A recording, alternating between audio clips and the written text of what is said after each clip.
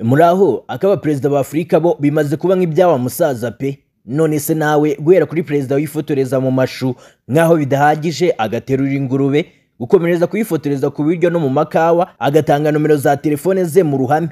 Noneho rubanda muranamenyera da, muri Kenya ho perezida William Samoei Ruto we akomeje kwibasirwa n'abayoboye uhereye ku munsi atanga amadolari ku rusengero, noneho uyu munsi bwo yanambitswe ikote rikozwe muri capati. None se mugira ngo ndabeshye? Oya nibikabeda. Witegereza neza iyo foto mu gakote keza gakoze muri capati, mu ntebe nziza y'imifariso nayo ikozwe muri capati, uwo ni perezida wa Kenya William Samoei Ruto ukomeje guhabwa urw'amenyo n'abaturage be nyuma yuko abishije kubagurira imashini ikora capati. Si capati nako na akavari ka capati, kuko ngo iyo mashini izajya ikora capati zirenga miliyoni ku munsi. Ubu muri iki gihugu siroga ihari yavuye kuri mituweli ijya kuri capati. Mituweli z'iki gihugu gituranye zitwa SHA, ariko abanyagihugu bo batangiye siroga ivuga ngo from SHA to Shabat is our Kenya.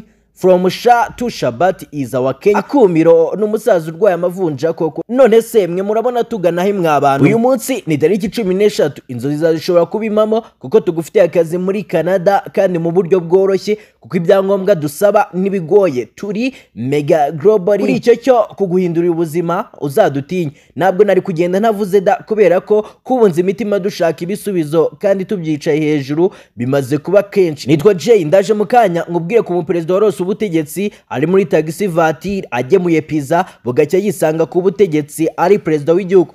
Nudakora subscribe ushobora kutabibona. Aha ndaje.